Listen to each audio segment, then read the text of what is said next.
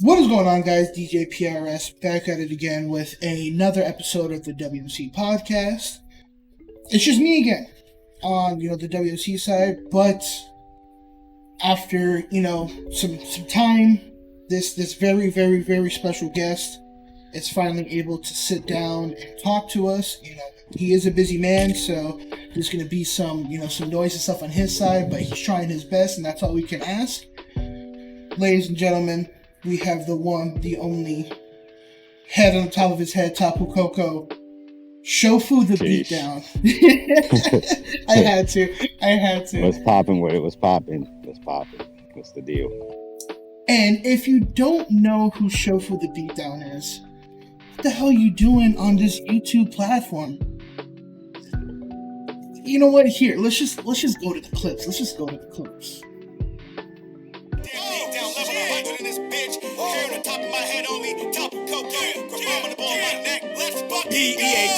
Beatdown band. Okay, Beatdown protecting the gyms. I got all the CP. Giving it pipe. I got all the PP. Bullets ready to pour when you see me. I will wet your fairy ass up. Tapu Fini. Still got the hair on the top of my head. Mud chop, dark skin. I use my shadow to sneak. Dust clouds full of energy. It's only worse if I get more. Hyper beam flow. What the fuck I gotta rest for? It ain't shocking that my bars are fire, cause I brought them heat. Make them use west. Tap his chin and he go to sleep. How many times I gotta tell you I got next? Think I can do damage, but you ain't wearing no guard specs. Disrespect, none of the squad, I ain't allowing it. Tell me who deserves King's Rock if it ain't ours. And that rock with me special, I'm Thanos when I use power jam. Can't bring to the Pokemon Snap, they on a power trip. Thought the cypher wasn't gonna have Beatdown off of your rocker, you must be. Haters wanna put in stupid opinions, but only gaming watching judge me. Really alarm again. I'm back with the bars again. I'm Sonic, I'm swinging my arms again. Bringing more heat than a cardigan. Shizzy was right. Me and Shofu, all the Mario brothers, we bringing that fire. Two shoulders with the same name, but ain't nobody here in Echo Fighter. I come with the heat, like I'm Roy. I'm Ike, my fire is blue, my boy. Fire Evan with the two's my boy. Wanna sword up, alley-oop, my boy. Call the INS. My chick 10, yours a 5 at best. I will never let her come to my address. Silicone butt, thighs and breasts. Do whatever she can to get a guy impressed. Money on my mind, Tony, I'm a grip. Size 34, but got a 40 on my hip. Motivated, write a song recorded in the same day. Money in my pockets, have me walking like I gain weight. Tell her goons go ahead, then they gon' go ahead. Bad chick, super thick, like a Samoan's head. Alright, yeah, so, had to show, a little bit of everything that you do in these clips. You go from dancing to music to comedy, to scaring the shit out of people with your outros, telling them you're gonna headbutt them, uppercut them, beat their ass.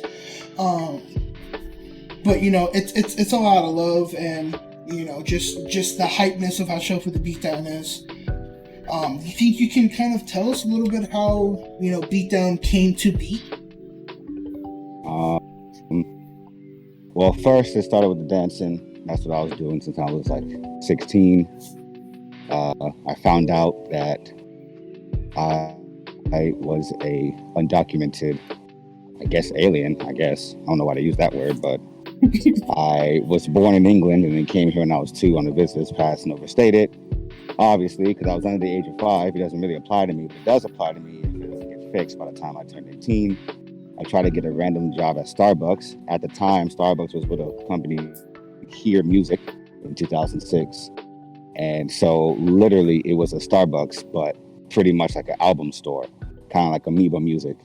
Oh, okay. In Santa Monica. And I was like, you know what? I come here all the time just to hang out. I should probably just work here. And I got an application, went home and told my mom, I was like, hey, I'm going to apply for a job. I want to work. She's like, you can't work legally. And I'm like, what does that mean? I'm 16. What do you mean? And I was doing well in school, kind of. So they would have let me. My school wanted me to do well, so they wanted me to work. They wanted me to get some discipline and become a better person because I was smart, but I didn't care about a lot of things. So I was like, okay, well, this could be my chance to improve on everything. Maybe if I work, I won't really care about doing the dumb stuff that distracts me from my schoolwork anyway. But that's a whole different story. But anyway, I went home. I said, yo, Mom, I need to get my little documents or whatever, my information, my social. And she was like, well, you can't work yet.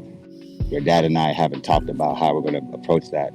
with you and your brother. And I'm like, you're telling me my whole life you knew I wasn't able to work and you just didn't do anything? Y'all couldn't not argue for a second to be like, hey, how are we going to help our kids get a fucking job? You know what I mean? So I was mad for like a whole year. Nothing I could do about it because I wasn't a grown man yet. So nothing I could apply for. But then there was the Violence Against Women Act, which VAWA for short, where if somebody who you married that's an American abused you as a husband, you're still able to get citizenship. So my mom was abused by her second husband. And because he was an American citizen, I was able to get my citizenship. But that was at 26, yeah.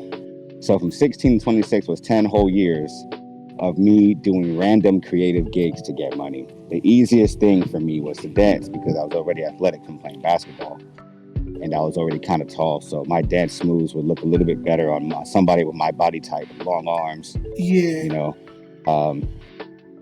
so I just kept battling people. I learned how to crump. I saw a random video, and I was like, "Oh, that's the piece of the I'm missing in my life." I knew that for a fact. I knew for a fact I liked jazz music not because it was jazz, but because the music sang to you. You didn't need a voice on it. So I've always liked listening to instrumentals. I didn't know instrumentals was the actual genre of music back then. Yeah. So I was like, yo, there was a hip hop type version of jazz where the music will sing to you instead of the people, then I'd be all over that. And crump was exactly that. Strictly, literally instrumentals, and they would have any instrument, but the instruments would be in place of where the voice would be. Like you would literally hear a violin like actually like rapping to you, for lack of a better term. Yeah. So I started dancing. So I danced and I battled once a week for like 4 years straight. Obviously I missed a couple holidays, but every single Wednesday I would battle until I got my name up. And unfortunately, me battling people kind of left a little bit of a trail in my wake. So it was like, oh, damn, you know, Beatdown's coming around. We got to beat him. You know what I mean? Because the people who have been around before me, I was beaten at the time. So it's like a lot of people were starting to train to literally take me out because I started to become cool with one of the top crump crews in the world at the time called Extreme Movement. Extreme Movement is a little homie of Crump Kings who literally created crump from scratch. So they were a big deal. There was Street Kingdom, Extreme Movement, DC, and Impact. Those were the four horses. And in those crews, 3 or 4 members of each of those crews were OGs. They created crump little by little. So to skip that story, pretty much I ended up getting on Extreme Movement in 2011, which was 1 year before I was finally allowed to apply for my green card, pretty much. You get those government checks. Yeah, so for 5 years, I was just running around the country battling. I got into dance crews. I got put into 2 crews at the same time that had nothing to do with each other, so it was allowed. One was a breakdancing crew called Antics Performance. The other one was called Extreme Movement, like I was saying before. In Extreme Movement, I would battle people and do performances and do gigs, music videos, TV shows. But because I wasn't documented, they would either pay in a cashier's check or just cash. So it was up to those jobs to be responsible enough to pay me on time. If I didn't win a dance battle, I didn't get paid. But when I won, they better hurry that ass up. You know what I mean? So that's how, so I had to train. I was training all the time, training at train stations, you know, because I couldn't buy a room for like rent out anything because I didn't have consistent money like that. I ended up losing my house. And my parents, of course, didn't really care. Not care, but they didn't. I don't know. It's hard to explain. But I ended up leaving my dad's house and now having nowhere to go. So the guy who was the leader of the crew, the manager of the crew that I was working with, Extreme Movement, he introduced me to a place called My Friend's Place, MFP for short. It's when you don't have a home and you're still young, and they can help you learn how to make money, save money, and they give you the money you paid for them to help you out. They give it to you right back on your way out. So I ended up being in a place called. Is that sorry to interrupt, but is that when you mean when you were coming across like some of your songs about like you were fighting when you had nothing? Is that what you mean in that situation? In Crumptown, No, it's specifically Crumptown. It's more of a consistent thing as opposed to just one time. Okay. Because not having what I needed became a pattern as I was growing up. But by the time I was 16, it's already happened a few times before that too. Okay. It's kind of like having a glass ceiling, but you don't know you can break through it because it's kind of normal already. You know. So I was dancing to make a name for myself, and I made a name for myself. And then people who were better than me, rather than trying to battle me at that point, they wanted to work with me then. And I was like, all right, cool. Now I got goons, I got allies on my side. And I was their pit bull. So in case somebody wanted to battle them, I would take that battle. I'd be like, nah, you're not even good enough to battle him. Let me take this battle. Let me get my little dub real quick. Kind of like, it's almost exactly like Bleach, how I used to always compare it. It's always like Bleach. You always have a captain and a vice captain. Facts. If I'm big Beatdown, which I am, or in Crump, I'm big Shofu, or I'm big Beatdown, or I'm Shofu the Beatdown. Either one. That's what I am, right? So if I train somebody, they would become J Shofu or Little Shofu, Boy Shofu, Girl Shofu, Princess Shofu, Twin Shofu, Queen Shofu, Lady Shofu, Baby Shofu, Tiny Shofu, Infant Shofu if they're like 2 years old, 3 years old. But so it's kind of like that, where if I have a squad of people and you want to battle me, the big captain, I'd be like, man, my little homies can take you. I don't need to do that. That's the whole point. It's like having a little Pokemon at your side or something. Hey, let's go.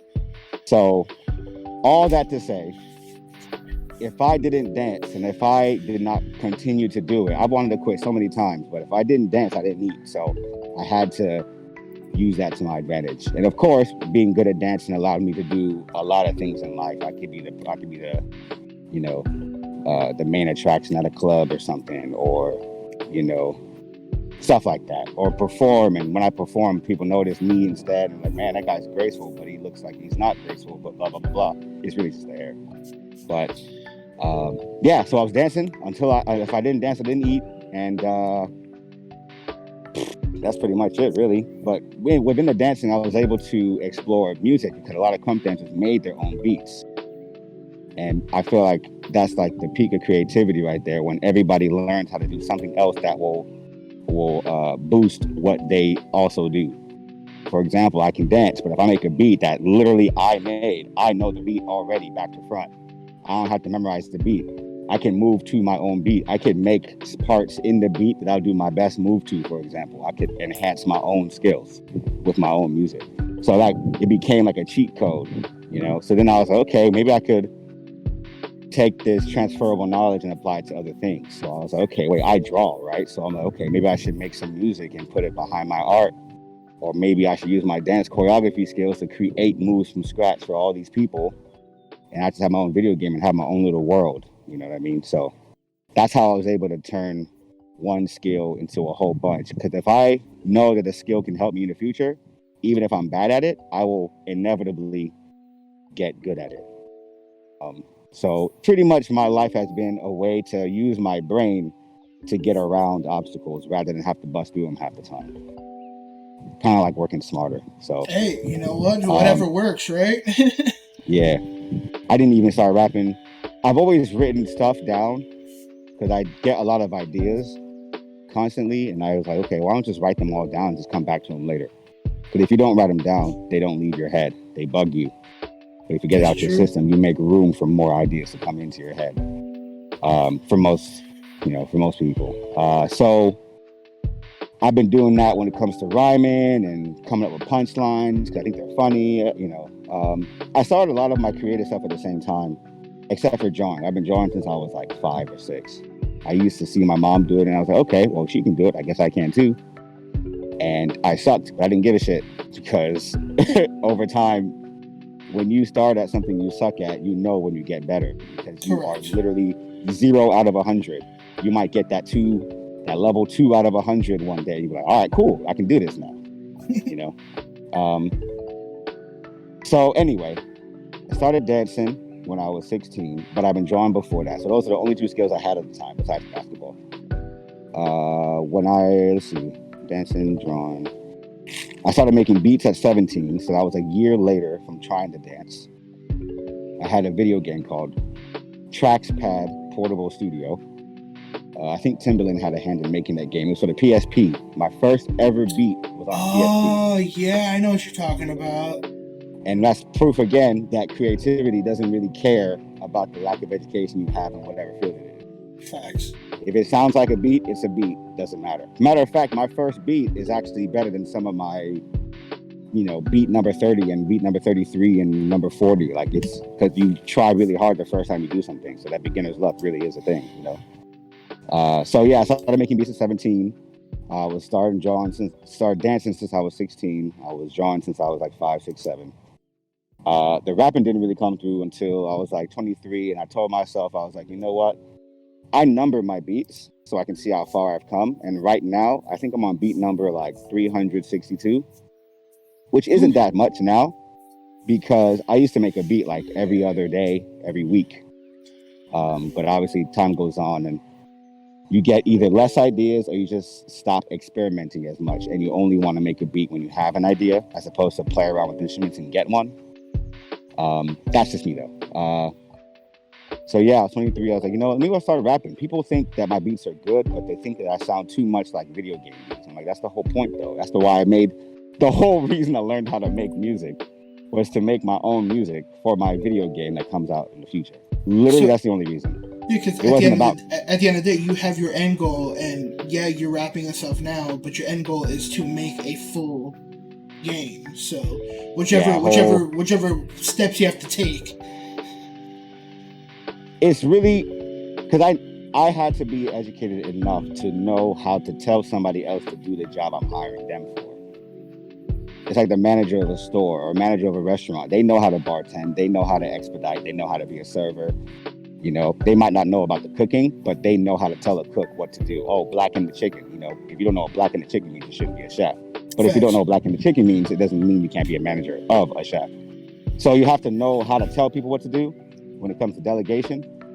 But you should be able to do something so you can at least give an example. And that's what I'm trying to do. So I don't care how I get my money or how I get rich, how I get my influence, how I get my quote unquote power. But I'm definitely going to pay somebody else to do my game for sure. I will either animate it myself or I would animate the keyframes myself and somebody else will go through and take it all and do what they can. The only problem is creative control is a big bitch. So that's why I need to influence my own power and my own money and just give that money to somebody like Arc System Works and just have them do it for me. But I would still be there. I'd be there every day, whatever. But that's my goal in life. So all my other skills are going to help contribute to making my own little world. You see my album, Get 'em 1 or 2. You see my cover art. You hear my beats, my rap, my friends, my music. And so that's just the whole point. I'm just trying to dabble in things that will help the skill set that I know I'm going to use for my dream to come true. And that's pretty much it. Took a long time though. Wait, how old are you now? I'm 30 right now, actually. I kind of don't like that because I turned 30 in 2020. So I'm going to just say I'm 30 again when I turn 30 on the 30th next year. Yeah, bro. Because that was my 30, yeah, disrespectul. 2020 don't exist right now. Doesn't exist. I'm 29 right now. Fuck it. This is going to be a blur come 21. Let's go. Yeah, so, to kind of piggyback off what you're saying in the sense of, with your music and stuff. Now, obviously, you have a lot of outside people, a lot of outside experience, stuff that you've seen and heard from other people, with your friends and stuff like that. Now, on the top of your head, what would you say right now if somebody were to say, like, hey, I've never heard your music before, what song should I listen to first? What is the first thing that pops into your head? Tight featuring Ashley. Easy.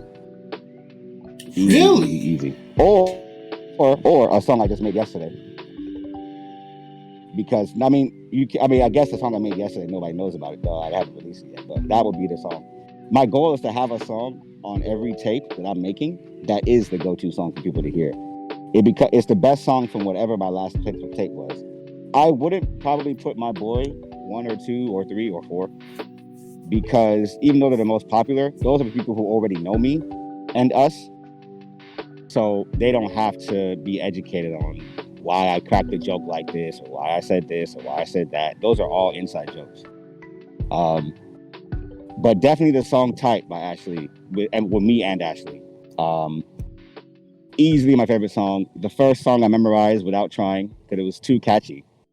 You know, if you think I'm not tight, you stupid. If you think I'm not time, you're a dumbass. And nobody is tight at Shofu. You know, that's it. It's too easy. It was too easy. I made a whole new style of rapping in my delivery bank for that song. I call it the list. And I'm just listing shit out. You think I'm not tight, you're stupid. Okay. You think I'm not tight, you're a dumbass. It's like I'm checking off the things. Yeah, you know what I mean? I call it the list. And I abuse that in Get 'em 3. It's easily my best style of rapping, and I'm actually calm too, so I don't have to yell. And Shizzy used to always tell me, sometimes when you yell, it's easier to lose breath and it's harder to repeat the yell. But sometimes if you get that yell down, you ain't got to repeat the shit. Have it in the song. You ain't got to perform it. Or if you just perform it a tiny bit, less excessive. But sometimes it's easier and it's better to say things and have one phrase mean a whole paragraph, but you say a lot by saying a little. So he was telling me that, and I was like, all right, cool. Let me just try this. Because I mean, people say they like my voice already. I don't have to yell all the time. I'm like, okay, that's true. But I'm trying to give y'all some energy while I rap. I'm not trying to just say random things. I used to hate Big Sean's delivery until I realized he's calm because the words he uses are fucking powerful. That is true. No, that is spot on. People, right? When it comes to that, people people be like, he's mad calm, but then if you actually once again, it's a story or it's what it's saying. So if you actually listen to it, you're like, oh, I didn't catch that the first 8 times, and every time you listen to it again, you catch something else. But that's the problem too, though. So if things are so easy to overlook, then you're overlookable, which does not mean that's a bad thing. But it's like, damn, like he's being calm, and you can hear every single word he's saying, and he's still being overlooked. It's because of the delivery sometimes. Not him specifically, but people have said that about him too. And Fabulous. Well, Fabulous has fucking bars too. It's almost as if the people who are the barsmiths don't work on the delivery as much or something. It's like they don't need to. I mean, they don't, but sometimes you kind of want to have bars and sound nice, like pleasurable to the ear at the same time. And that's exactly what my goal is this time. It doesn't matter what I'm saying. It matters how I say it. I just so happen to have bars. Does that make sense?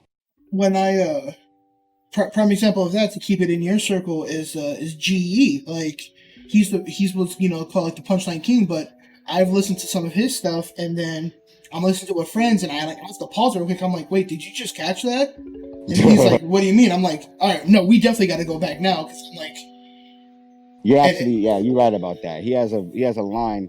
Here's the thing when it comes to opinions on rappers, I always have backup. I always have a concrete example of what I'm saying, which is why I don't even like talking about music half the time. Because I'd be like, Big Sean got bars. I'm like, no, he doesn't. I'm like, what are you talking? I have 5 bars in my head right now. I can pick them. You know what I mean? But anyway, with GE, yeah, you're right. Because he says things that you have to be knowledgeable about to even understand. So if things go over someone's head, it's because not to like shit on fans or whatever, but sometimes you don't understand what people are saying because you're just not educated in the subject. It's not a bad thing. It just means it is what it is. But you can't use your lack of education to say someone ain't got bars. That shit is so dumb to me sometimes. People are like, man, that guy's whack in my opinion. Your opinion isn't educated. So you're dumb for saying that, So there goes Beatdown's Twitter most of the time. That shit is annoying as hell. Like, what? I think you're whack, so you're whack? Are you kidding me? Like, what? You can think that someone is, your opinion is fair to you and you only. It's not a fact to anyone else. But anyway, different story.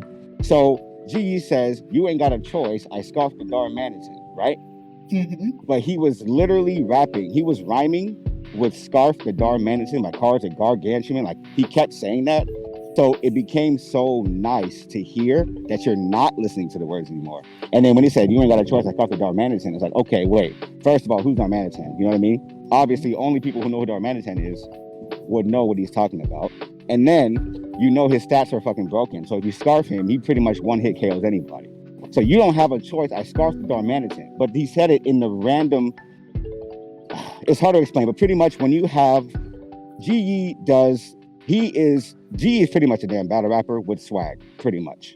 Because battle rappers will literally rhyme with more than one syllable consistently. I'm talking about 8 times in a row. The bar bandit, you got a choice. I scarf the dark. Like, you can't. It's hard to catch up because it's too nice. It's too good.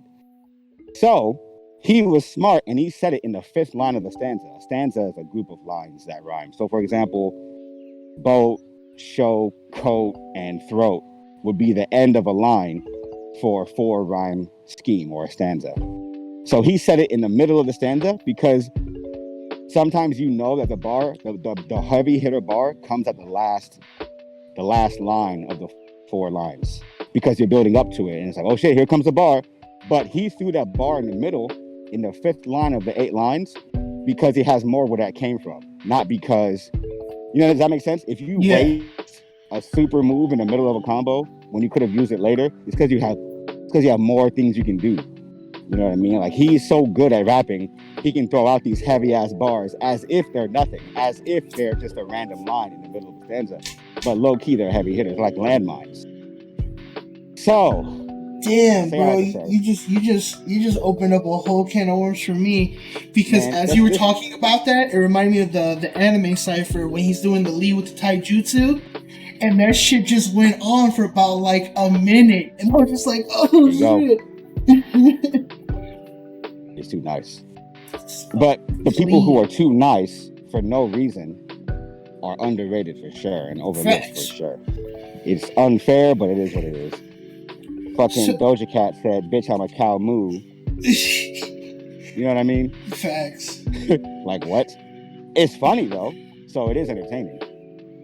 But it's not like, well, actually, that's never mind. Because being funny is a skill too. I mean, I can't hate on that. Because I'm a comedian. I already know that's like comedic timing and all that. Music, dance, comedy, cooking. What the fuck else you want? Anything that's creative that I can get my hands on and make my version of. I like being original to the point where I will never do what everyone else is doing ever. I don't care if it's a challenge. I don't care if it's Inktober. I don't care. I don't really follow the trends. I just like to do what I like to. So then with that, are we gonna get a Beatdown versus Hype Man album? Get 'em 3 has a million solo Hype Man songs with Beatdown with me as the hype up. But like we need like a standalone album though, where it's just bars for bars, like 13 tracks of just a continuation. It's like a story. Like an essay, like an actual story book, like a 70-page book that turns into an album or something. Yeah, like the because the origins of Hype Man Hunteds, like song wise, was there a specific song that birthed Hype Man, or did Hype Man come out of an entity and was like, I'm here now, I don't give a fuck? Hype Man was born on My Boy Part 1. Easy. Get 'em 1 is literally the story of how Beatdown became a somebody, and now he has to pass the torch.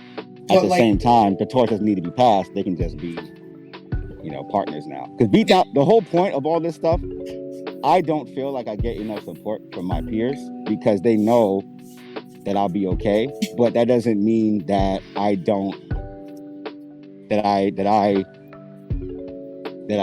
would do better without them. It doesn't mean that I would do better. I would definitely like to be with the squad and do all this shit, but it just takes forever to come back to me. I still don't get why. I'm thinking maybe they don't like my shit. I don't know, but your brother said that though when you were on the WDFA podcast.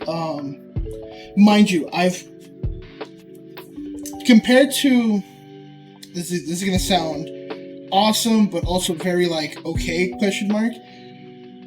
For a lot of people who don't know in the chat, and who are listening to this, I was, still am a huge fan of me and Beatdown talked about this, before I started recording, of Shofu gang, B gang, Cypher gang, like the whole WDFA crew and all that, which is his brother,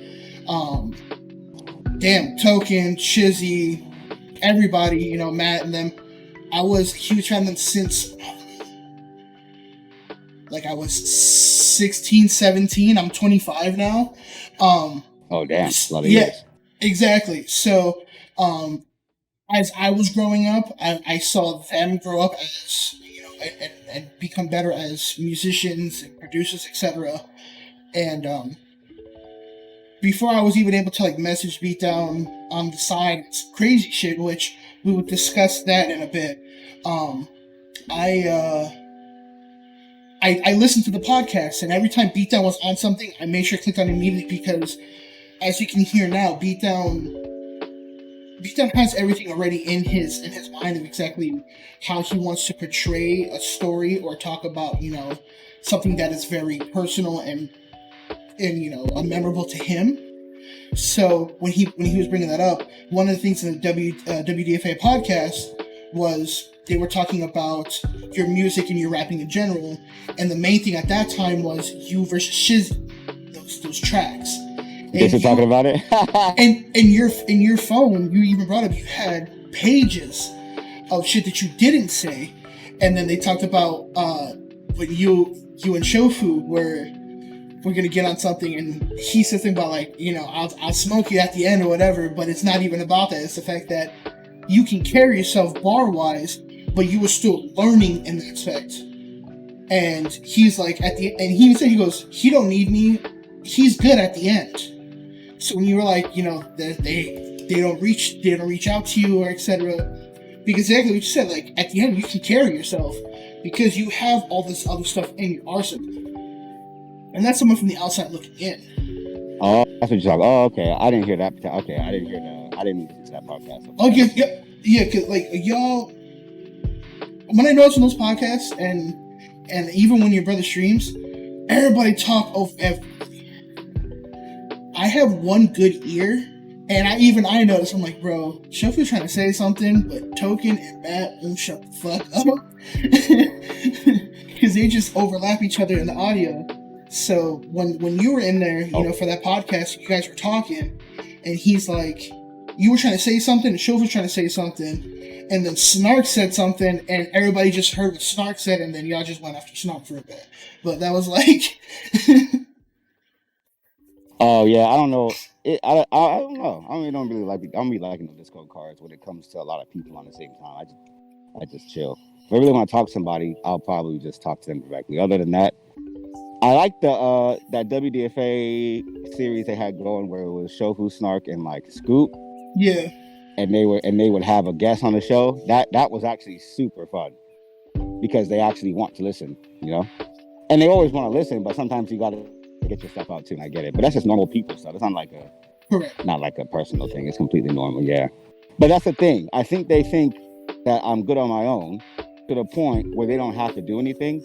They not have to do anything, but it's like, for example, if Shofu asks literally anybody outside of Cypher Gang for a verse, he gonna get that verse in 2 days because somebody would be so fucking willing to work with him because he's good at what he does. Like, hell yeah, I'm not going to miss this opportunity. But the fact that we're peers, it doesn't come off like that for us. So if I ask my brother for a verse, which I did 14 months ago, like, where's it at? You know what I mean? But for the Cypher, everyone threw that shit in because they knew the Cypher was going to be a big deal. And this is everyone's chance to show everyone how much they improved. But because the clout isn't there for a lot of things, a lot of people don't see where the give and take is. They don't see where they benefit from it, and that's cool, and I get it. Sometimes the money isn't enough. Sometimes waiting for 50% of the revenue to come in is a waste of time sometimes because tomorrow ain't promised. Okay, cool, no problem. But I feel like it doesn't get said out loud.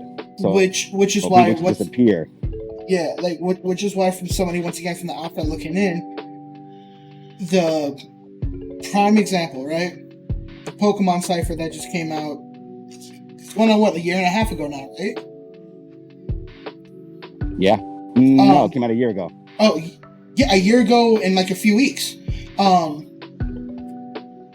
It was hype. It was hype as shit. Everybody was, you know, on it. They killed it. But then, like a month and a half later, then people talked about how such and such happened.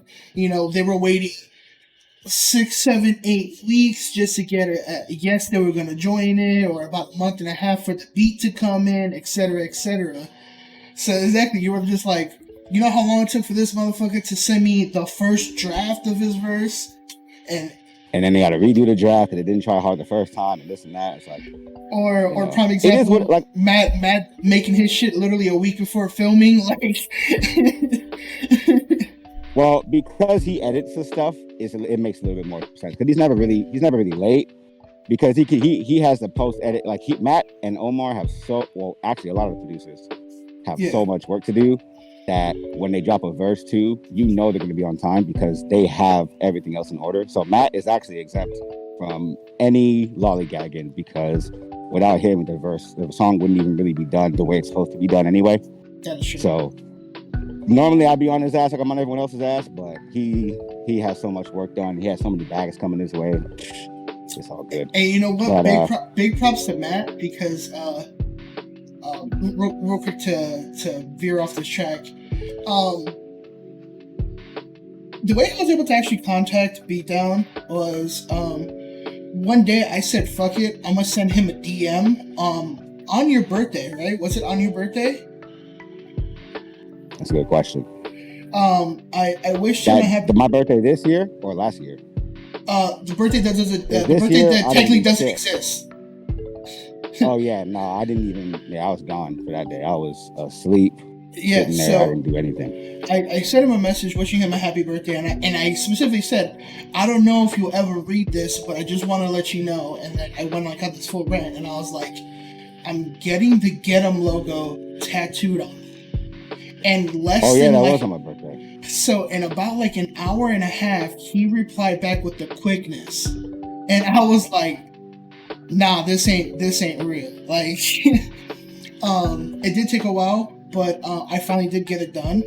And the night before I got it done, I was on Smash Controller Modders Twitch channel, and Matt was one of the moderators who was there. And I messaged, I was like, because I know the guy's name is Nez Modgod, and I was like, yo, Nez, I'm getting 2 tattoos done tomorrow. And he's like, oh, what of? And I was like, Shofu the Beatdown's Get 'em logo, and then the Joy-Con Boys logo. And the first person to reply to that was Matt, and he was like, yo, mad props and respect to getting Beatdown stuff. He goes, that's one of a kind. And I was like, nah, Matt didn't just hit me up real quick on that, like, you know. Matt Houston? Hello? You cut out. Yeah. Oh, I said Matt Houston. You said. Yeah. Oh, that's dope. Yeah, so like, cause he was like sending Ness like some music or whatever, just like to play while he was like working on the controllers, and he was just like, yo, like check this shit out, and he was like, yo, mad props to for you to do that logo, and the shit it kind of shows that like, yes, Beatdown was talking about with everybody being peers and stuff like that, everybody can clown around and stuff, but when it comes to like the actual passion of working on it, everybody has like, their head in the books. But at the end of the day, they're people just like us. So like, I was so worried about Beatdown never even like seeing my DM. Like I could have just never sent it that day. But I said, I see what you mean. I was like, you know what? Like, fuck it. He could. It was his birthday. He was chilling. Probably a lot of people said happy birthday in his DMs, and he could have glanced at it, and he did.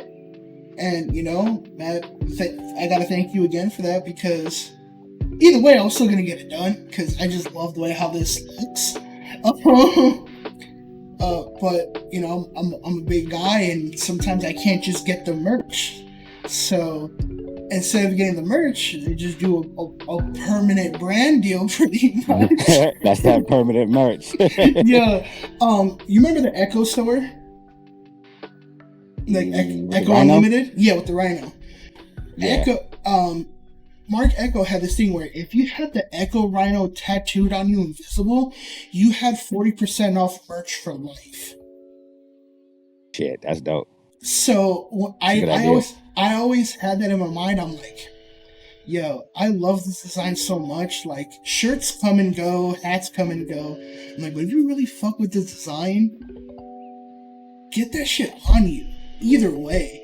So I was like, the Get 'em logo. The Get 'em logo is one of a kind. Shout out to that one girl who had the hoodie, because that shit looked clean on the hoodie. That was my girlfriend. Hey, shout out to baby girl. Then, you know, she got the hoodie going on. But like, it looks. I got her the last one of my kind. She has the last one. Hey, good shit. Or something like that. Cause the logo on the shirt won't have my face anymore. I think it's too much to put my face on it. On top of that, it's already the logo. So the electric head that you always see in the videos and stuff. Yeah, I'm taking that off. I'm gonna have like maybe 20 logos by the time my tape comes out next year. Bro, in January. I'm gonna work on them all December. I can't be different colors. I can't have a full arm of Beatdown logos, bro. Like this was it. Can't. But you know, there will be. I mean, there's all that. That's the main one, of course. That's the main one. But there's gonna be like, different colors, different designs. Like some of them won't even be a logo. They'll just be actual like a couple lines here and there. It's gonna be. It'll look tight though. It'll look tight. But shit, I got to get one too. A tattoo. That shit is tight. The one I saw on your arm. Yeah. You said, put that shit on my shoulder or something. You said, shit, if you get it done, I'm gonna do it. So let's just be on record. I'm doing it on my birthday for sure. Let's go. And then people will be like, oh no, you piggyback and somebody else already did it. Because Twitter be on that fuck shit.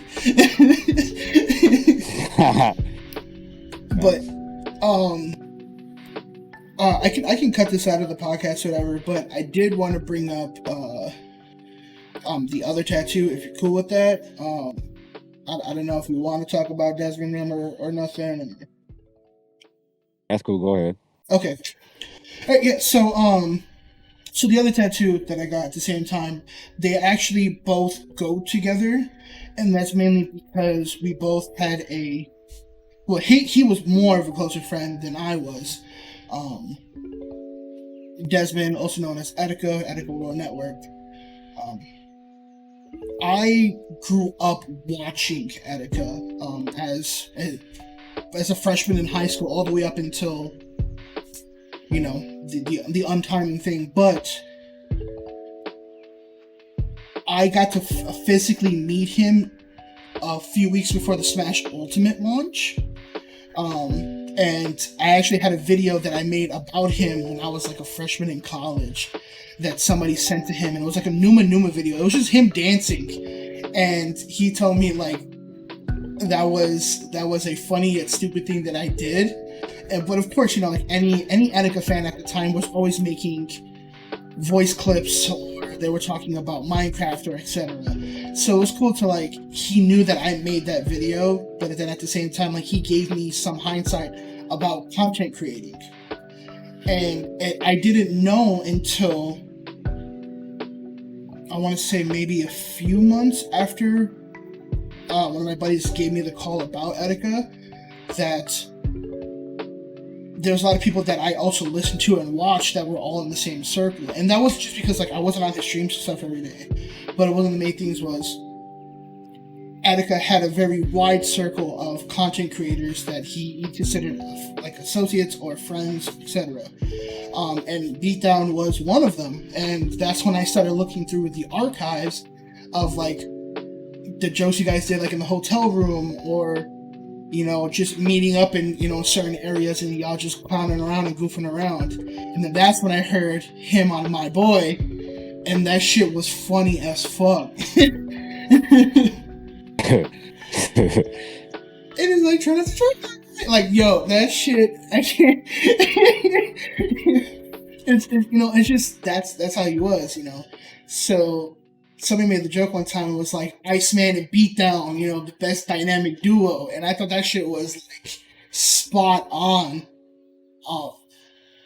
But I had to get these tattoos side by side, and that's because as a content creator, so I have two different, like, for my arms, my left side is like YouTube, anime, content creation, stuff that, creatively, made me who I am. So I have like a big YouTube play button, like, dug into my arm. I have the Power Rangers, all the Green Ranger logo stuff, like, on my shoulder. And then I have the Joy-Con boys on my wrist. But then on my right side is music. So as of right now, I have a Deadmau5 logo, if you know who Deadmau5 is. And then I have your logo on my wrist. And those are the only two things musically that have affected me in a way of, like, I guess you can say getting by.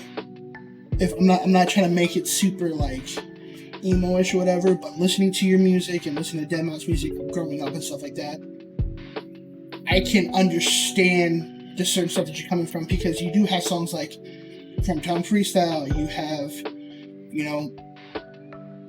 man, I could just go on, but, like, you have your hype moments and then you have your down-to-earth moments.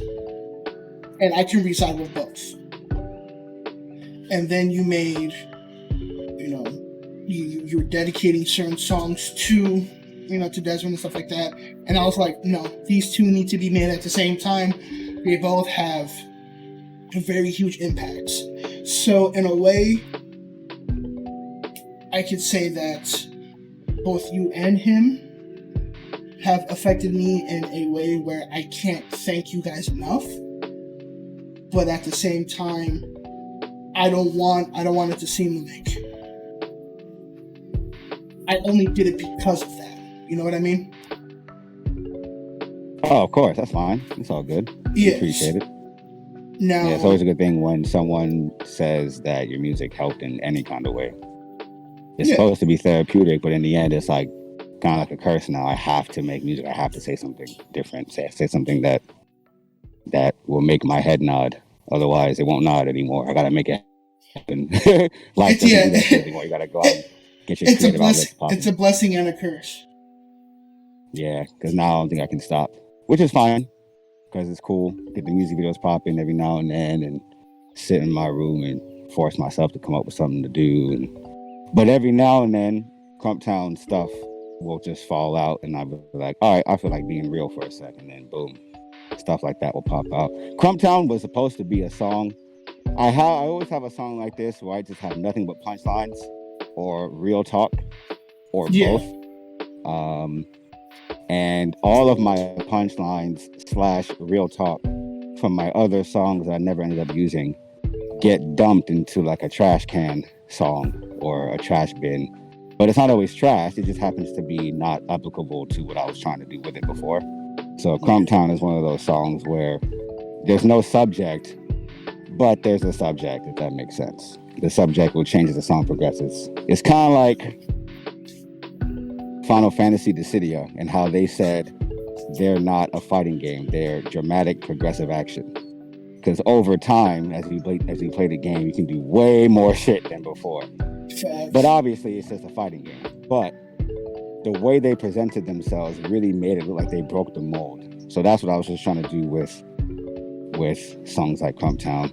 I still want to do a music video to it, but that's another thing too. With the collaboration, I can't get people to come through. For some reason, I don't know what it is, but I cannot get people together to be in a video. I almost kind of don't want to shoot any more music videos unless they're at parties that I throw and hope people come. I don't get it. I have no idea what it is, but you could have been a dope ass music video for Bullet Bill. For anything. I'm not the anime thing because I can't get people to be in it. actually having Peso on what's the name of that song? I was just listening to it. What the fuck? Fucking Peso on Now, like, that music video was dope because you found a really awesome place to shoot it at. But, like, don't get me wrong, I love to watch you dance. Now, on Get Him to Mix It. Yeah, so, like, the deluxe edition. So, like, listening, like, hearing Peso's voice on that was dope. But, like, was that because he wasn't showing his face yet, or? Nah, he just never hit me back. I called him, left a message. He was actually in Cali. He was in LA at my brother's house. I think he was asleep. I don't know. Maybe he left the day before, but I called him and said, "Hey, bro, I'm about to shoot the Now video in a few days in September. Let me know if you're down. I already have the location. I can pay for you to come through and go back home, get you with food, give you half the revenue, whatever. Just let me know." And he never hit me back. So I was like, fuck it, doing it without him. Everybody was mad he wasn't in the video. I was like, bro, talk to him, not me. That would have been fucking perfect, bro. I'm trying to have every video be with fucking 50 people if I could, but ain't the case. Matter of fact, that might have been the most amount of people in the music video ever. I think Now is the only video where I had more than 4 people. Yeah. 1, 2, 3, 4. I had like 4 or 5 people in that whole music video. That's it. So either I'm doing songs that don't have features as music videos from now on, so I can be by myself and like that could be legit or whatever, or I'm gonna animate shit because it's weird. Being strong on your own does not mean you have to be alone. It just means you have to hold your own weight. That's what I don't get. I think people don't understand that part. Being strong on your own does not mean you have to be alone. You just have to, handle your own shit. So it's kind of weird that. Everyone's like, yeah, Beatdown is good. He's fine. He has his own shit going. Yeah, I do, but can I do it with my friends, please? Like, hello? Anyone there? Yeah, I literally asked everybody about being on Get 'Em because Get 'Em was supposed to come out 3 months after the Cypher. Because I had all my songs ready. I literally talked to every single person in person, every single one, even anonymous. And I had just met him at that time. I talked to everybody about it. They're like, yeah, no problem. Just email with the songs, bro. I said, yeah, no problem. And then that's when Get 'Em was supposed to come out this January, a few months ago. And they told me I should get better features. I'm like, bro, you guys were the better features. What are you talking about? I didn't get. None of y'all hit me back. So on some real shit though, on some real shit about Get 'Em, what happened with the whole Shofu thing? Shofu? Yeah, I have no problem with Shofu. It's something because once again, because I follow most of your stuff through Twitter, and you had the list of features. Shofu wasn't on there, and he was like, and then you hear him like, yo, you never reply back with the email, and then he's like, I never got a fucking email. Nah. Okay, here's what happened.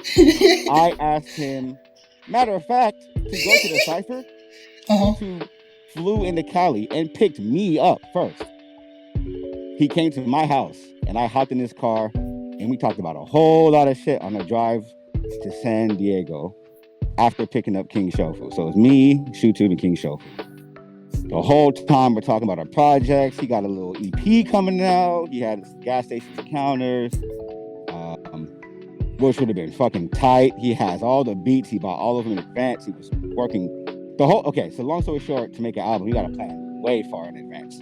Correct. If you already wrote all your verses, that is a huge bonus. All you have to do is record. But for me, I start recording when I have like 5 or 6 songs done. Then I finish those off. Then I come back with the next 10, then the next 10, then the next 10. So it's a different process because usually while we're recording songs, you kind of realize how you should sound and you apply that new knowledge to a new song you might make a month before your album comes out. And you'll be like, yo, this low-key got to be on the album because this is actually tight. Now I know what I'm doing. So anyway, he had his songs ready to go. And he was like, yeah, man, the album's almost done. It's about to be dope. The YouTube channel's popping right now. So, okay, yeah, cool. No problem. That's just tight. Yeah. I got Get 'Em 3 coming out. You got to be on that. He was like, bro, no problem. I'm always ready. Just give me some time because I take a while to write. I said, oh, perfect. Well, this is coming out January. It's like September right now. I think maybe 2 months will be enough. Maybe I'll have it done in November. He was like, all right, cool. No problem. So he was going to have it in November. I sent him the beats right then and there via the email. No. Matter of fact, I'm sorry. I sent him these beats in 2017. He was supposed to be... This is a long time ago. But 2019, I had already forgot about it because whatever. But back in 2016, I met him for the first time. My bad. And for that Cypher, right? Yeah, so I sent them in like 2017 because I remember those beats were old beats, but they were still good. There's beat number like 66 or some shit like that, or 166. And I sent him 2 beats, and they were exactly the same beat, but one was a tiny bit faster and was 1 octave up, so the notes were a tiny bit higher. Yeah. And I was like, yeah, just choose which one you like better, and we'll work on it. And then that's pretty much it. I didn't hear from him again. I sent it because usually when I send beats, I send them through the phone. You can just hear it in the text message because it's way more convenient. Which you sent me before, yeah. Exactly. So then I was like, so I went on my Twitter. I was like, y'all asked me to have all better features, but I sent every single Cypher Game member my opens and the instrumentals and stuff. And every single person. And then ShoeTube said, well, you didn't send me any. And then that's when I went back to the email and typed in ShoeTube. And that's when I saw those 2 beats. I was like, oh yeah, these beats from 3 years ago. Yeah, that's the one. So that's why, because I don't think he was trying to be combative or anything, but I know for a fact I sent them. That's why I screenshotted it and put them up. Because if you're going to call me out in public, I'm going to respond in public. You know what I mean? Yeah. Not in the back. It wasn't like a beef, but it was just like, oh, you think I didn't send them? Well, here they are. You know what I mean? But the way he replied to him was exactly how he replied the first time I sent him the beats. Like, oh yeah, they kind of sound the same, but I like the second one better. That's what he said the first time. Yeah. So the fact that he said the exact same thing he said last time, it made me think he didn't want to hop on the tracks because he said exactly the same thing before disappearing. You know what I mean? So I was like, okay, well, I mean, there's no beef with him. I just guess doesn't want to do it. If you don't want to do it, you're not going to do it. I'm not going to force anybody. I can't force anybody. I hope everyone wants to be a part, but it's just like, you know, now I had to fucking create a whole nother damn character, Hype Man Hunters, just to have features be filled up. Like, holy shit. Which, by the way, Hype Man Hunters is the best motherfucker in the game right now. Hype Man needs a solo album. I need to, you know what? We need to have a part 2 of this podcast just with Hype Man Hunters so that he can tell me when the fuck this album dropping. He got an album called Splash God, but the songs in Splash God were so fucking fire. He convinced me to put them on Get 'em 3, and I was like, all right, fuck it. Because we have a lot of My Boy 5, we go back and forth like the whole song. If no one else gives me My Boy 5 verse, it's just going to be me, Hype Man Hunters, Black Link, Get Low, GE probably, Token maybe. It's been a while for him. You and GE go hard, man. Like I was going to tell you earlier, the top 2 songs that I tell people, like when they come into my car, if I'm in like in a Cypher Game mode, I put on Blue Hunnits,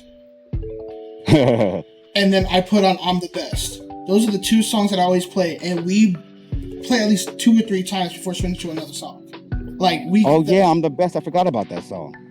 How you the fuck people forget about you?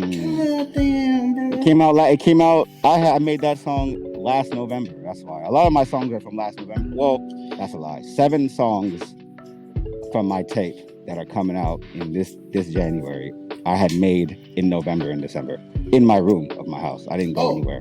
And but now I'm in the studio. I bumped December before you took it down. I bumped December. I have that. Oh, the song? Or the song. Yeah, everyone was saying that was kind of bad quality, and it was because I was learning how to use Auto-Tune for the first time, and it wasn't completely contained and blah blah blah. But when I finished recording that song, I had to yell so goddamn loud, my whole body was sore when the song was out. So I was like, man, fuck that. I put so much effort into this shit. I'm putting this shit out anyway. I don't give a damn. Hear the words, goddamn it. And that was the problem. A lot of people didn't want to listen to the words because the quality was off, which makes perfect sense. But at the same time, you know, XXX Tentacion had Look At Me, which was the worst quality ever of any song ever in fucking history, and no one cared. So why the fuck were we going to pick and choose who you deserve quality from and who you don't deserve quality from? You're gonna accept less quality from a nigga with all the money in the world? You know what I mean? Like, what? You have no excuse. You have money. You can pay literally Jay-Z to mix it for you. You can pay Ty Dolla $ign. You can pay anyone. You can pay somebody who doesn't want to do your work twice the money and they'll do it. It does not matter. Facts. You know what I mean? So it's like, but that's cool. But people hold people they don't know in higher regard to people who are more accessible, which is why a lot of us don't reply to messages in the first place. Because if you treat us like humans, and it's like you might not give a shit. You know what I mean? Not us specifically, but just in general, like artists in general. Yeah, they want to seem unreachable. So it's like, oh, you know, Travis Scott is a fleeting legend, as opposed to a human being just like you who likes music. You know what I mean? But unfortunately, that human being was able to put bacon on a fucking quarter pounder and make hundreds of thousands within the first week. Like, come on now. Not even his food, not his recipe. You know what I mean? This motherfucker was just banking off of it. And we got mom and pop shops making actual full-blown food with the ultimate juices and oils and whatnot. And it's low-key healthy and blah, blah, blah. But anyway, I say all that to say, the shit's coming out either way. Either I'm going to have a whole lot of songs that are a minute and a half long, or not. That's pretty much it. I have all my shit done as of right now. Every song has been recorded, and I'm going to mix them all probably by the end of this month, and then I'm going to choose when to be impatient enough to release the shit. Once I have it go to stores, it'll be a month in advance, which will mean that it'll be on the front page of Apple Music and Spotify. It'll already be in playlists by the time it comes out. So once I upload that shit, then I'm going to just make a big general tweet and be like, yo, I uploaded a tape, so if you're writing, you don't have to anymore. But, I mean, it's been 14 months, so probably weren't. Man, I had that shit preloaded and saved on Spotify. Got to listen to it for a day and a half, and then I went through my phone to fucking play the music, and that shit was gone. Dude, bro, that's the next damn day. I thought my shit got hacked. I thought your page got hacked. I hit you up, and you're like, nah, I took that shit down. And I was like, nah, I was waiting for this. Yeah, man. I even told you, I was like, yo, just email me the tracks then. I'll keep it for myself. And you're like, no, ain't nobody getting this. So I was like, I said that? Yeah. Oh, probably because I wanted to redo the sample. Yeah, you were just like, you're like, no, nobody's getting this. It's gonna be. You literally told me like, just wait for the remake. It's gonna be twice as good. And I was like, yes. That's right. Yeah, I had 7 songs on the first botched release, and now I have 41. So I'm probably gonna get maybe 30 of them, maybe 35 out. Maybe I'll get them 2.5 and release some songs I don't think will do well on SoundCloud or something. Or just like have what everybody else is doing, just release a fucking deluxe edition. Just add 2 songs and call it deluxe. See, I don't want to do that because calling out peso specifically for that shit. The easiest way for me to, I don't really like deluxes. I only did that deluxe for getting one because peso dropped the feature. Man, because peso was going through stuff most likely. That's what everyone's like reasoning is. So I mean, can't really say anything about it. But he gave me the verse for now after January. And you're like, this is supposed to be on the original, so now I have to release something else. Yeah. So now never made it to Get 'Em 2. It's supposed to be a Get 'Em 2 song, and so Get 'Em 1's store space rental position was gonna get canceled, and I was like, all right, cool, fuck it, I can just move over to DistroKid then and re-upload it as a deluxe and take out the Hype Man 100 skits and put actual songs there instead. So Get 'Em went from 23 songs to like 20 or something like that. Yeah. And then that was it. I was like, cool, never again will I do a deluxe. I don't care about having to make my music relevant by re-releasing it. I'd rather just do a music video for an old album and put attention back on that. For example, Ooh Wee is a stupid song, but it became so it became too catchy, and everyone was like, yo, that's a fucking meme, bro. You gotta make that shit a big thing. So I was like, okay, maybe I should do Ooh Wee in a club or something, but that requires fucking people. It always goes back to people, man. It's hard to get support when you don't have what it takes to compensate for the support. So I get it.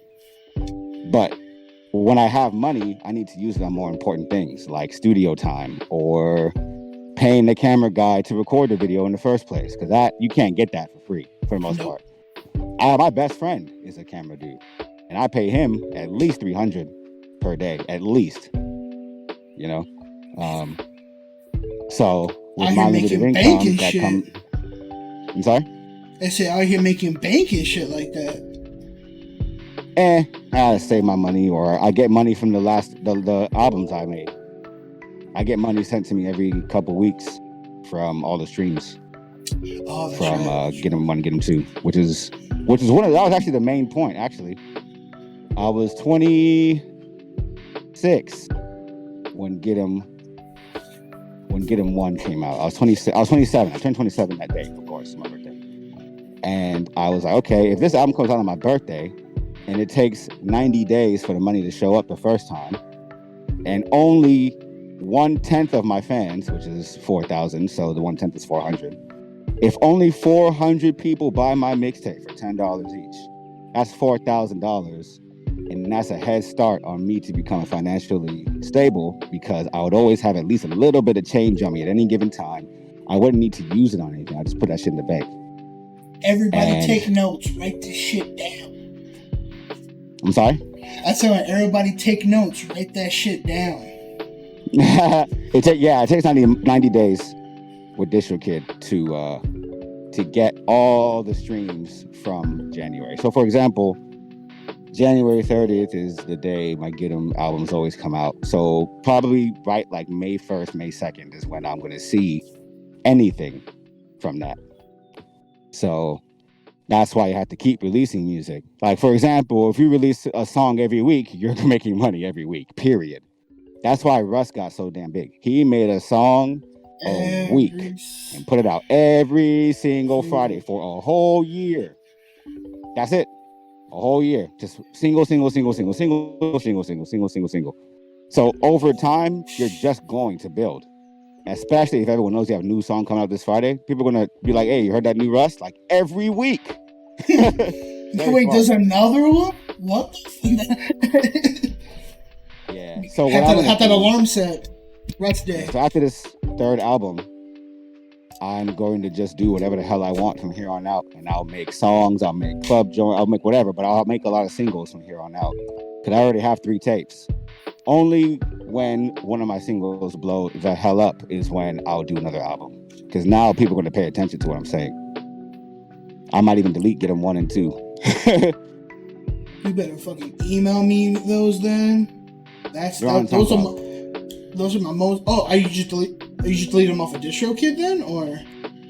I could. I don't know if I want to yet. I don't know, because the new fans might not care about the old stuff. They might hate the old stuff. It's gonna be corny compared to what I can do now, which is the whole point, I guess. But I mean, it's whatever. I probably won't do it. But after getting 3, I'm gonna just do whatever I want. I'm gonna focus more on my animation because I know I can make music. So if I make a song, I'll just release one song every now and then. You know. I'm gonna tell you the same thing that I told Pace, right? Well, technically I can't because I was a fan during Get 'em 1 and 2 times with you, but for Peso, yes, I love the new shit that comes out, but I was still listening to Trouble in Paradise 1, Shiny Pack 1, like I bumped the old shit more than I bumped the new shit. Except for you, because I bump December every day.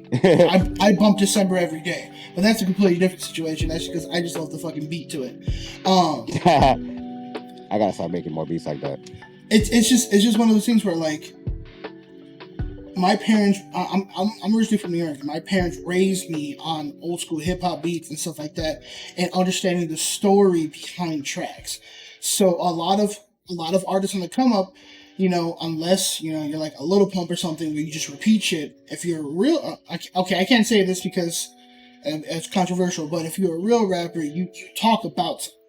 So a lot of your old tracks back then, you were talking about something, whether it was on some hype shit, on some stupid shit, or on some deep shit. Yeah, I always gotta have something to say. Otherwise, there ain't no point making a song. Unless the whole point is a joke, then that's where Hype and Hunters will come in. I ain't gotta make no jokes. Exactly. So that's why I like your old shit, because I listen to it and I'm like, no, you right. That's it. And then if I want to, you know, Hot Man 100 and shit, you know, then I'm like, all right, I'm trying to get ignorant today, and I just did some stupid shit.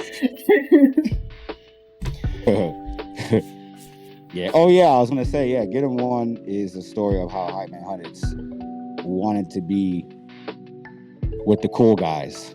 And I'm like, fuck that shit, bro. You gotta get tired of rapping first. I'm like, I'll give you one chance on My Boy. Ironically, My Boy ended up being the biggest song on the album, even though it was a fucking joke. I was talking to Shofu about it. I'm like, what the hell? The one song I didn't try on? He was like, yeah, because it was just hot. And then GE murdered it at the end. I was like, oh yeah, that was it. Say no more. But now, so Hype Man Hunters, he has the greatest arc in rap history, easily. He was whack at first. Get him 2, he's automatically just dope. And then get him 3, you get to actually hear songs he did by himself without my help at all. So it's like he's an actual artist now, you know. And he actually has his own Twitter, Instagram, iTunes, Spotify, all that. Everything will be in the description. Remix is coming out too. Yes. Yeah, it's coming out. I'm the second verse. All right, so if we're talking about there are too many words that rhyme with dude. I was like, I'm just gonna keep going. I'm talking about jutsu and Bluetooth. Goddamn. So I was like, nah, I gotta hop on. All right, so if we talking about that, as the time of this recording, Beatdown and Hype Man Hunters and Peso Pete made a track for your boy that still has not been released yet. Since we're here, do you want to release it today? As the time of the making this, or the day that this podcast comes out? You have the ultimate choice on that one. That's a good question. I have the picture in my iPad still. I can send you that today when I get back home. Bet. Let's do it. Let's do it today. I'll send it to you by tonight for sure, because I have some other commissions to finish. Okay. That gave me like a week in advance to be like, okay, I'm choosing the day to finish it. So all 3 of them will be done by today for sure. Yours is already done. So when I get back home, I can just send it to you. Yeah, go ahead. And it's already in a square and all that. You ain't got to do nothing with it. Perfect. I didn't put any words on it. I wasn't sure what to put on. But I definitely have the art cover. It's pretty dope. Good shit. Okay, so as of today, it is October 17th. The song, because I want to do like a nice, like, actual prime delivery type thing for it. Sunday, the 18th at 12 p.m. It will be premiered on the channel. So if you're listening to this in the future, I hope you already gave it a like. I hope you. I'm gonna put it. I'm gonna try to find a way to, like, so people can actually, like, download and listen to it, even though it's specifically made for the channel. Hype Man went in on. You can put it on the You don't have a music account or a DistroKid or anything like that? Aren't you a DJ? I had a SoundCloud back in the day that's where I download all you guys' music. So I'll probably put it on there. But like, you better get a damn account. It's only $20 a whole year. It's not even $2 a month. Oh goddamn! Okay, so then that's what I'm doing today after this phone call. Then. It's so easy to do. It just sign up and then you choose to either have the $20 account or the $35 a year account. Either account has unlimited uploads. You can release 5,000 songs if you wanted to. That's right. For free. You don't have to pay to upload. That's what people don't hear about it. Usually the other stuff like TuneCore, United Masters or whatever, you got to pay to put every single song up, and you got to pay $30 for an album to go up. DistroKid, you pay $35 a year or $20 a year. And if you pay $35, you can choose when the album comes out. You can choose if I pay $10 in advance, I have access to 3 songs from the album that aren't released, and I can hear them myself because I paid for them already. Stuff like that. It's called instant gratification. Chris Brown does it all the time with his Heartbreak on a Full Moon album with 50 tracks on it. Yeah. If you paid in advance, he gave you like 5 songs that no one knows about. Good shit. So there's so many ways to promote your stuff. I have a hyper follow link that if you click on it, you're automatically subscribed to my SoundCloud and my Spotify. And I automatically have any new release go into your playlist immediately without me having to lift a finger because of DistroKid. $20 a year for that. That's how they make their money. Good shit. It's like 10 cents a day, not even. Yeah. For real. All right, well, but anyway, whoa. Well, you guys hear that sound? It is time to wrap up this podcast. The Motorcycle Man is angry that we're talking about how to be successful in life. Jealous ass. The roar from that engine made the car alarm go off. Yeah. Well, Beatdown, thank you so much for joining. I know you're a busy guy, and you're doing your grind and your hustle. Me and him, we text from time to time, so it was. I had to ask him a few days in advance. Where usually I could just be like, "Yo, you got an hour?" But once again, plug everything right now at the end, so everything will be in the link down below. So go ahead, go at it, my man. Appreciate you having me, man. It's all good. Hit me up whenever. Hell yeah. Any last words for the listeners out there? Sometime this month I'm dropping a new song with Peso and JHB Boss, the winner of my contest. And it's 100% actually fire. Like, actually, it's undeniable fire. Period. I might even post a little snippet today. Fuck it. Hey, let's go. If he does post it, I'll definitely put this in post. So I'm DJ PRS, and I'll catch you guys in the next podcast. Deuces. Yeah. Skin so dark, they never expected to glow up. Sleeping on me like a comfortable sofa. Say yes to a feature, then what is the hold up? I just do it by my lonesome, sipping on Jack, mixed with a cola. You wasn't showing no love to get low love. Yeah. Haters don't hate, so what? Hit him in the stomach so hard that he throw up.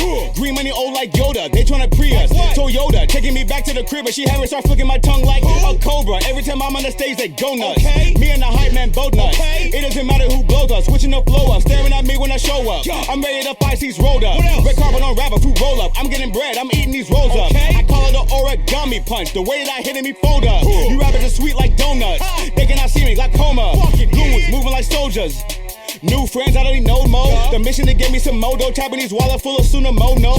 Shoes, water than privilege. Headed to the top, that is my pilgrimage. Legacy, I'ma keep building it. Look at that Roddy, I'm finna get.